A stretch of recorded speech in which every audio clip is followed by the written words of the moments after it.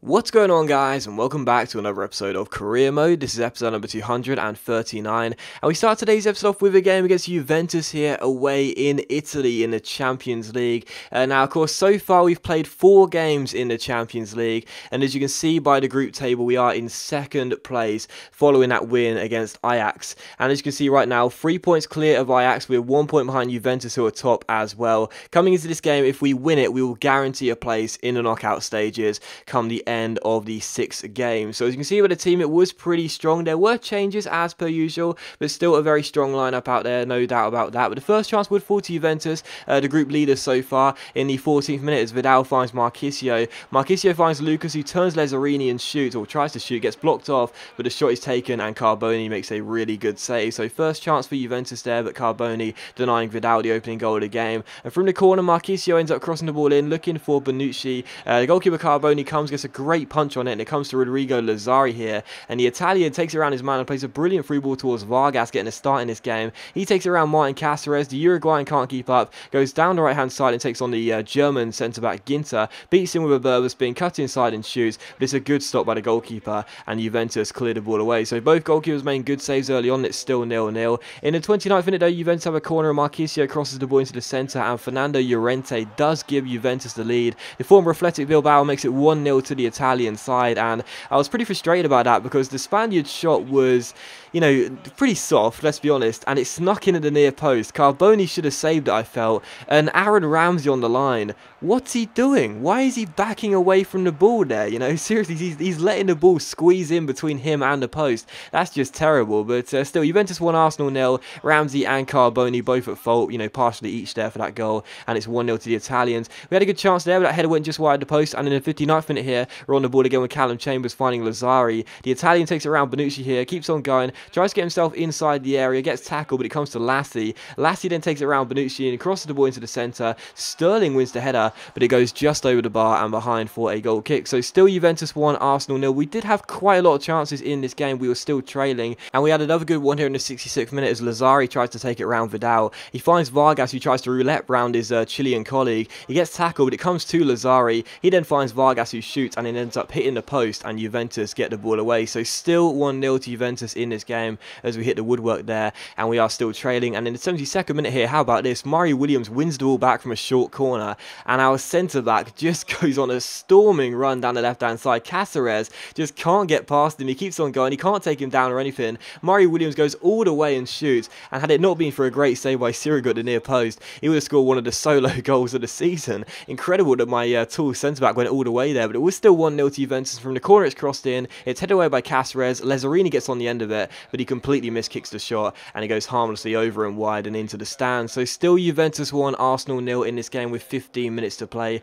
From the goal kick though, Sirigu ends up playing the ball forward, and the former PSG goalkeeper searches out Berardi. Rani Unli wins the header though, and it falls to Raheem Sterling, who takes it around his man and keeps hold of the ball. Aaron Ramsey then finds Lassi here. Lassi's then on the ball and plays it inside towards Vargas. Lovely turn to beat Ginter, but what about that for a finish by Vargas? Absolutely superb. And I know I mention it every single time he scores, and I know you guys must be sick of me saying it, but Vargas as a bench player, as a squad player, he's one of the best I've ever had, because yeah, he's complained a couple of times, I'm not going to deny that, but you know, whenever he gets on the pitch, he will always put in a good performance, and he will most likely score a goal as well. Like, if he's playing a full 90-minute game, I've got an 80-85% chance that he's probably going to score the goal that, you know, gives us a big goal in the game, and he certainly did there. Juventus 1, Arsenal 1, Vargas with the goal, and we do finish the match day 5 with a draw. As you can see, Ajax in their game, they went and they drew with Olympiacos, and that means that coming into the final game, we have guaranteed a qualification into the knockout stages. So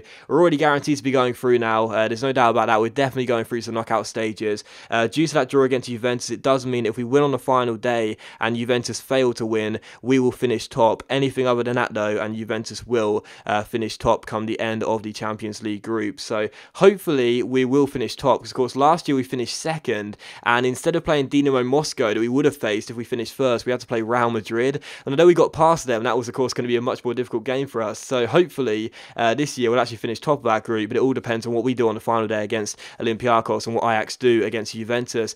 Still, we take on Watford for the second and final game of today's episode here as we travel to Vicarage Road. Hoping to return to winning ways, as we've had 2 draws in our past 3 games, which isn't fantastic for a team that want to win pretty much every competition they're in this season. But so we take on Watford. As you can see by the team, we did revert back to our usual first 11. So Vargas, despite scoring that crucial goal in midweek against Juventus at Italy, will still have to settle for a place on the bench. And the first chance fell to us in the 8th minute as Ike Cech takes it around his man Alessandra and plays it through towards Rodrigo Lazzari down the right-hand side. Holds off the challenge, keeps on going and shoots. The goalkeeper makes the save, but the referee ends up giving us a penalty, and what a chance it is to take the lead here just 9 minutes in. Have to say though, I wasn't actually too sure whether it was a penalty because the Watford player seemed to be trying to block the shot and his follow-through sort of just clipped Lazzari, but you can definitely see why it's given as a penalty. It's one of those where I don't think the defender's actually trying to take him down, but he sort of just gets caught up in the action of Lazzari, the animation of Lazzari taking the shot. But even so, it's a penalty to Arsenal, so Niang is standing up and he has a great chance to make it 1-0. As per usual, whenever we have a penalty and we're not totally sure whether it is a penalty or not, we chip it down the middle.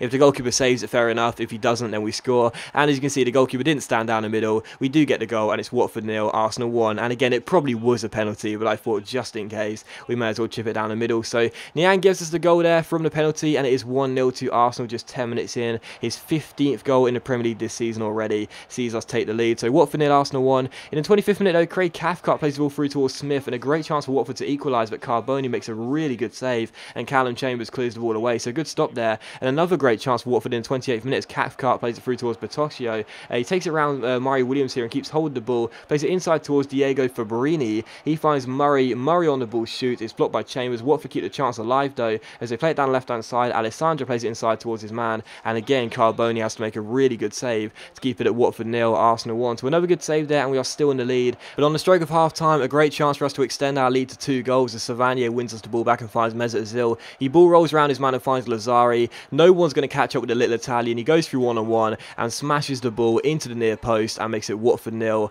Arsenal 2. Into the near post? Just inside the near post, and makes it Watford 0, Arsenal 2. So Lazzari getting the goal there, and he could have squared it to Niang. You can see Niang asking for the ball there, asking for the through ball. Even there, I could have cut it across the face of goal to him, but I thought, nope, Lazzari's going to go all the way and try and score himself, and he does. So the little Italian makes it Watford 0, Arsenal 2, and we have ourselves a 2-goal cushion coming into the second half. But from kickoff, Savanier wins the ball back, roulettes round Cathcart down the left-hand side, keeps hold of the ball. Really well worked from Savanier here. Keeps on going, rides the slide challenge, wins the ball back and shoots, and ends up making it Watford 0, Arsenal 3. And this guy is having a brilliant start to the season here. He seems a lot happier playing in the central midfield position inside that diamond. And Savanier makes it Watford 0, Arsenal 3. And what a lovely goal that was there. He did sort of momentarily lose the ball, but he wins it back. Although I will say, admittedly, the goalkeeper, I don't know how he didn't save that. The shot was so tame on Savanier's weaker right foot, and it just crept underneath his body and trickled over the line. So second goal of the season for Savanier there, really nice solo goal, and it is Watford 0, Arsenal 3. So, you know, a couple minutes before we got ourselves the second goal, Watford were doing all right. You know, they were looking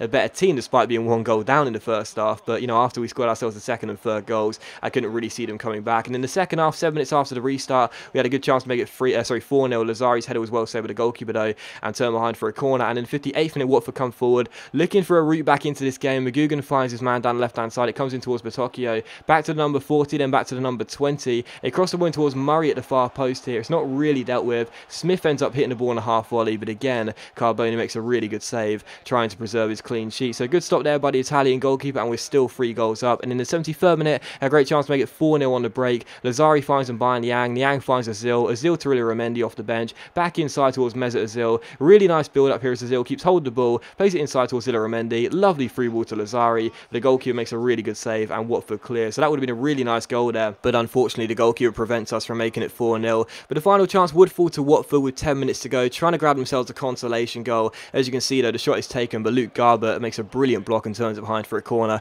Wasn't actually sure whether it was Garbutt or Carboni getting the job done there, but still a lovely piece of defending by Garbutt regardless, throwing his body in the line there and keeping the score at Watford 0, Arsenal 3. And it was how the game would finish as well, 3-0 to Arsenal. So we get the job done. Really pleased to get another win under our belts, and a really good performance and another clean sheet for Carboni as well, who's looking pretty solid early on in his Arsenal career, I have to say. Even so, great to get the win, and I'm very pleased to return to winning ways. And the final thing you'll see is that Lazzarini it was disappointing not to start that game, and also we sent our youth scout out as well because I completely forgot all about it. I know that whoever we find, we probably won't ever promote them into the first team, and so it's probably just a bit of a waste of money, but I just really like youth scouting, and it's just something which is nice to show every now and then. But that is going to end the episode, guys, so as always, a big thank you for watching the video. I really hope you have enjoyed it. If you have enjoyed today's episode of Career Mode, then please do leave likes, it's much appreciated, and it really does help my channel out, and I'll see you for the next episode of Career Mode very soon.